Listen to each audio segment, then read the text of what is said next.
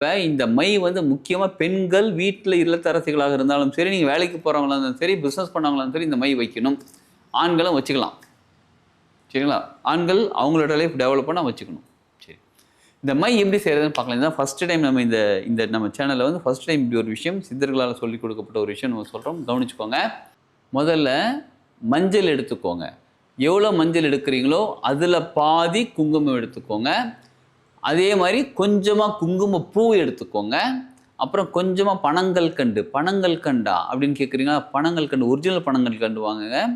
அதோட சக்தி நிலையே வேற லெவல். எஸ். அப்புறம் கொஞ்சமா தண்ணி.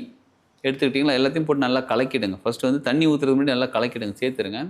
அதுக்கப்புறம் கொஞ்சமா இருக்கிறதுனால சின்ன மிக்ஸி ஜார் இருந்தா அதில போட்டு ஸ்மாஷ் பண்ணிக்கிறது ரொம்ப நல்லது. ஏன்னா, இது வந்து ஒரு 1 மாசத்துக்கு மட்டும் தான் நம்ம பயன்படுத்துறதுக்காக கொஞ்சமா தயாரிக்க போகிறோம். சரிங்களா? இதெல்லாம் பண்ணிட்டு நல்லா கலக்கிட்டு, நல்லா ஒண்ணா கலந்துட்டு, அதுக்கப்புறம் கொஞ்சமா தண்ணி ஊத்தி நல்லா கலக்குங்க. இது எதுக்கு கலக்கணும்? மிக்ஸியில போடணும் எதுக்குன்னா, இந்த பனங்கல்கண்டு இருக்கு பாருங்க, அது தூளாகும்.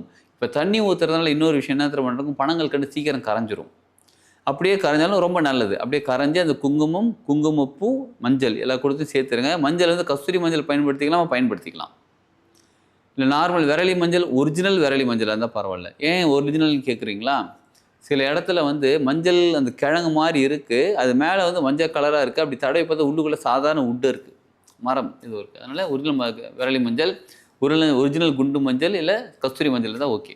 பயன்படுத்திக்கலாம். இத மூணுத்தையும் ஒண்ணா கலக்கிட்டோமா? கலக்கிட்டு நம்ம அத மகாலட்சுமி அம்மா கிட்ட வச்சிடணும். இத எப்ப தயாரிக்கிறது? எப்படி தயாரிக்கிறது? எந்த நேரத்துல தயாரிச்சா சரியாக இருக்கும்? எல்லாத்துக்குமே ஒரு வரைமுறை குடுத்திருக்காங்க நம்ம சித்தர்கள். வெள்ளிக்கிழமை அன்னைக்கு தான் இதை தயாரிக்க வேண்டும் இந்த மை.